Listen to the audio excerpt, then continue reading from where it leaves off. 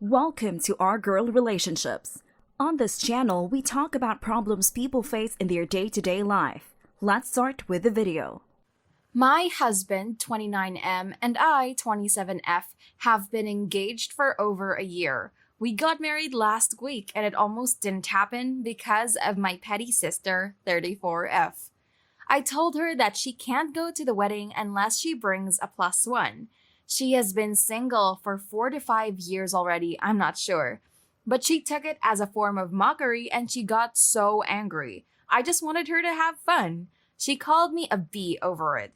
Anyway, during the wedding, everything was perfect. My mom was sitting in the front. She was as pretty as she could have ever been. She was sitting with my dad and he wore the most handsome tuxedo ever and everyone was so happy. Everyone was there except for my cousin because she couldn't make it and my sister. I didn't know where she was. Fast forward to me and my husband exchanging vows. My sister arrived. I don't know why, but I've got this gut feeling like I can feel that she did that on purpose. She came so late so she could get all the attention. This was not typically her, but she's been getting on my nerves. I just think she's doing all of this on purpose, but that's not the worst part. She didn't only interrupt the exchanging of our vows, but then she also came with her +1, and the craziest part about all of it is that it wasn't just a friend or someone insignificant. It was my ex-fiancé. She brought my ex-fiancé to my wedding. I've gotten over my ex, of course, but I think it was just so disrespectful for her to bring the ex-fiancé of the bride or the groom to their wedding, right? My sister is my sister. We grew up together. We're blood related and everything. She's been my best friend ever since we were kids, and we love each other. But this one was just over the line. Half of the kids there were more mature than what she did that day.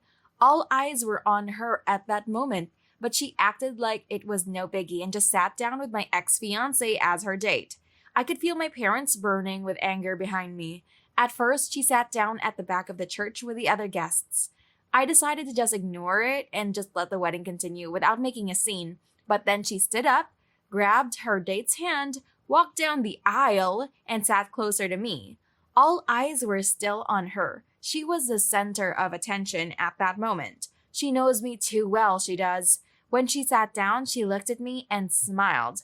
I couldn't stand it. I told the priest to stop for a while and went to my parents and told them to kick my sister out and her date before she could do any more damage. I knew she was boiling up something.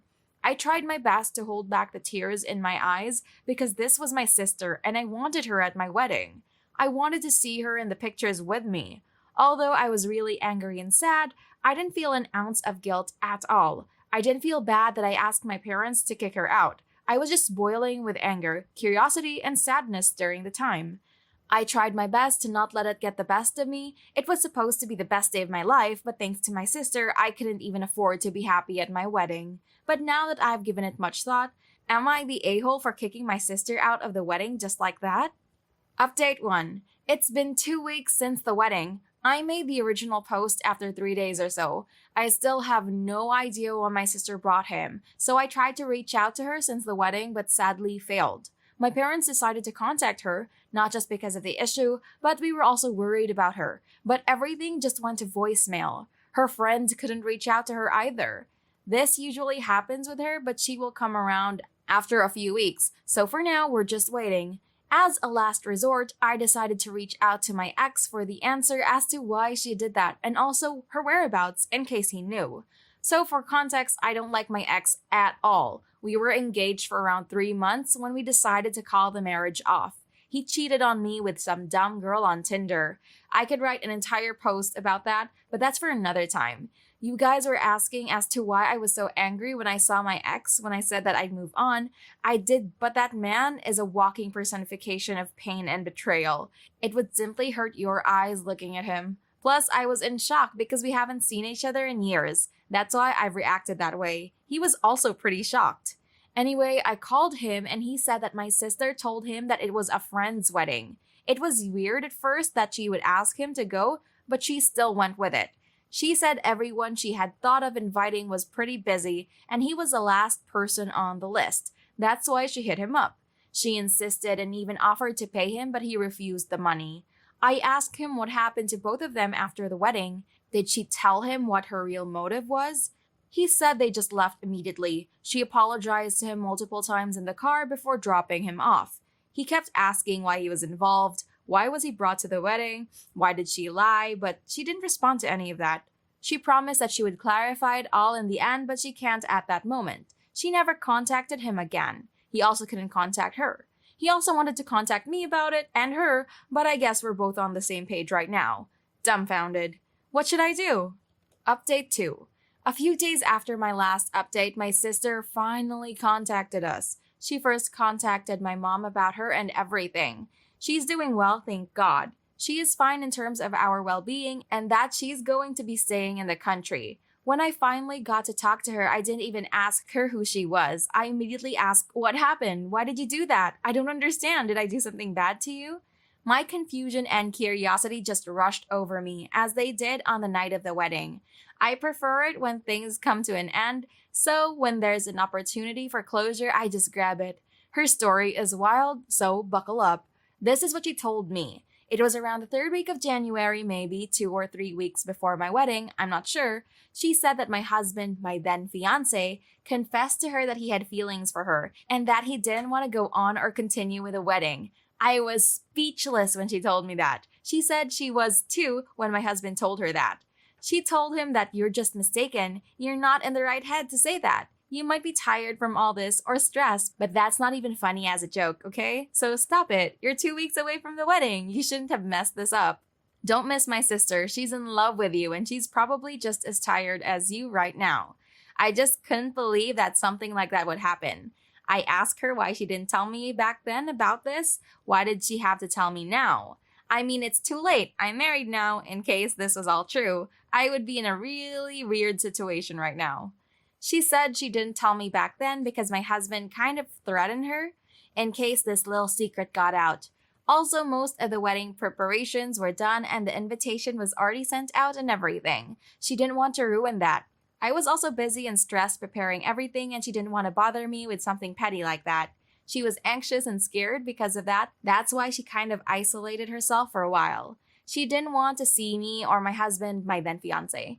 She decided to just ignore it and it sounded like it was just some little nonsense and there's nothing to make a big deal out of. But then 2 days before the wedding, my husband contacted her again and asked her to stop the wedding. She went to the length of ignoring us and didn't think of him or what he said to her a week prior. But then this just confirmed her thoughts that she must do something. That's why she brought my ex-fiancé to the wedding without somehow making my husband look bad. I told her that it kind of made me look bad. She apologized and asked what she could do. I told her for now, maybe I have to deal with this alone. She said she's blocked my husband since then, so he wouldn't contact her or talk about that issue. Of course, I was skeptical about all of this. I mean, I love my sister, sure, but she's just really super weird sometimes and it can get annoying. It's just that this is the first time she's gone overboard. So I asked my husband about his side of things and if any of those were true. He said no, none of it was true, and the only fact there was that she did block him. I asked him why she blocked him if none of that was true. He said my sister owed her some cash. It was a few months ago and I kept asking her about it, but I think she got annoyed to the point that she blocked me. It was really rude on his part and I was embarrassed for my sister. What's with all these lies and all this nonsense? To cut it short, we've settled that matter. My sister owed him $10,000. It's crazy. The whole story sounds so unreal, even as I'm typing it. Thank you for sticking through all of this, guys. Not the a-hole. I understand the frustration in your part. You just tried what you had to do to save yourself further embarrassment. It's good that you kicked her out before she could have done anything else. Not the a-hole unless you haven't moved on from your ex-fiancé that the mere sight of him made you so angry. Then you might be the a-hole. But your sister is definitely the a-hole no matter how you look at it. I hope you get to resolve this in the future. Here's the next story. I hate traditional wedding norms. For example, my fiancé's M28 parents' custom belief is that the bride's family pays for the wedding. In my 26F heritage, the groom's family pays for the wedding. But my family immigrated to the US and we are not that traditional. My fiance asked his parents if they were helping with the wedding, and it's leaning more towards no, and they reminded him that the bride's family should be paying. They're very well off, and he's their only child. My family is not poor, but they're not rich either. They make enough to get by.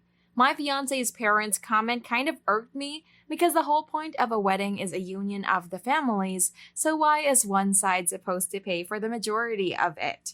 My parents, however, are very westernized and don't really care for those dated traditions and have already agreed to help me pay for some of my wedding, which I am beyond grateful for. I was already more than prepared for the fact that I would have to pay for my own wedding, so it makes me happy that they would like to help me even though they don't make that much money. I was under no assumption at all that my fiance's family would even help, but it just irritates me that my fiance's family feels like they have a say in my wedding, guests to invite, me having too many people on my list compared to them, etc., when they are not going to help pay for anything. If they are not going to contribute to the wedding, then I feel like they don't get to have a say in the wedding decisions. I told my fiance this and he says maybe I'm just being dramatic. And that's just how it's always been, and that we should incorporate whatever his parents want. At this point, I don't even want to have a whole ceremony and reception ordeal. Just because something has always been a certain way doesn't mean it's right. Am I the a-hole here or am I just being bridezilla? Edit. Hi everyone, a few things. Sorry for the use of my wedding. I recognize that I should have said our. I think the moment of me typing while being upset got the best of me and I didn't go back and edit like I should have. My fiance and I 100% were already going to pay for the wedding ourselves.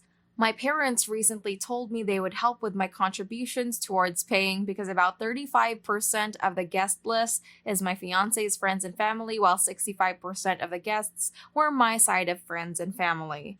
Initially, that is how we were going to pay, with him paying 35% and me 65%. I honestly have enough in the bank to pay for the whole thing. I've been saving a lot of money since I got my first job as a teenager. My parents noticed how much larger my side was, so that's when they stepped in to say they wanted to help. And when my fiance asked his parents if they would be helping as well. After reading a lot of advice from everyone, I will be revisiting with my fiance about our finances for the wedding and how we're going to split all the costs. My fiance and I made our guest list together. My family is large, while his is very small. He had no problem with the number of guests I had on my side of the family. It was not a problem until my future mother-in-law saw the guest list. I have only maybe 5 friends on my list and the rest are family. This includes his family and 25 to 30 friends. Other demands, requests, issues that came up are the type of dress I get, food and cake selections, and not using their friend's son as a videographer for the occasion. For people that are so stuck on tradition, they hated the whole something borrowed when I said I was wearing my mom's wedding dress with a few alterations that I would like to add. They tried to tell me how to dress for the wedding. As far as food, we told them our options, accommodations for vegan, vegetarian, and gluten-free guests. And they stated they don't want to eat it. It's a chicken, steak, or pasta option. They insisted that we changed it. They also said they didn't like our cake selections either, but we and the people from our bridal party brought to the cake tasting loved the cake. Also, they were upset that we did not go with their friend's son for videography work. We checked out his work and did not like what we saw, so we ended up choosing someone from the bridal show we went to. Not the a-hole, but your fiancé is off. He shouldn't be enabling his parents, especially not at your expense. Literally in this case. Before proceeding with this, I think you and him need to have a serious discussion because what happens in the future when tradition starts coming up around family holidays, children aging parents. This is a glimpse into what it could be like in the future if you don't establish boundaries and reinforce that you are both on the same team. Not the a-hole. Last paragraph is a bit of a flag from your fiancé. I agree if they're not paying towards it, they shouldn't get a say. Alternatively, though, if they were paying for the whole thing, would you let them do entirely what they want? It's your day. If the family wants to help pay, that's very generous, but not on the provision that they can dictate your wedding. This isn't the case with your future in-laws, but the principle stands. I would politely and sincerely say that you can't afford to incorporate their wishes into your wedding, and it's important to you that the people you want are there. Here's the next story. I, 24F, live with one roommate, also 24F, and while we get along and typically live harmoniously, there are some times where I feel like we don't connect. I think this is because we have very different upbringings. I am not one to judge someone based on where they came from, whether it be from money or nothing, because of my own background. My roommate comes from a very stable home life. Both of her parents make six-figure salaries and own multiple homes and travel often. I, however, grew up in a very dysfunctional family, and by the time I was in high school, I was struggling immensely with depression and anxiety attacks due to living with my alcoholic father. When I turned 16, my mother finally took me and my siblings out of the situation, but abruptly gave us to the system. While my younger siblings were moved around to different strangers' houses, I managed to couch surf with different relatives who were willing to have me. It was a very traumatic time in my life and one I've tried to distance myself from. I personally don't want others to judge me for my family situation, so as a rule, I try to do the same for others no matter the circumstance. I did this for my roommate, and for the most part, she's a very nice person, and genuinely, I think she is a good friend, but at times, I think she can be very tone deaf. One night, we were talking about our first job experiences. My roommate started doing volunteer work from a young age and was doing at most 3 volunteer jobs at a time with different local organizations while being in clubs at school. When she asked me, I told her that because I struggled with mental health during high school, I didn't end up getting my first job until I was 18 and graduated from high school. My roommate gave me a look when I said this and told me she also struggled with depression and anxiety when she was in high school and still managed to work. I didn't want to argue, but I did remind her that our situations were a bit different. She said that wasn't true considering her parents are divorced and she also comes from a broken home like I do. I told her again that wasn't actually a fair comparison because both her parents were remarried since she was young and she has a close relationship with her 2 step-parents, close enough to refer to them as her real parents. And by her own words spoken to me before, she has said how blessed and lucky she feels to have grown up with such a stable family life. I am no longer in contact with my parents whatsoever. I also reminded her that while she was spending her 16th year studying abroad in Italy, I was sleeping on different couches every night. It grew into the sort of argument where my roommate basically told me I need to pull myself up by my bootstraps. And because I become quite upset by this point, I told her she was a hypocrite because her parents still pay her rent. Was I being an a-hole here? For context, my roommate was aware of my situation in high school because I've told her throughout the 2 years we have lived together.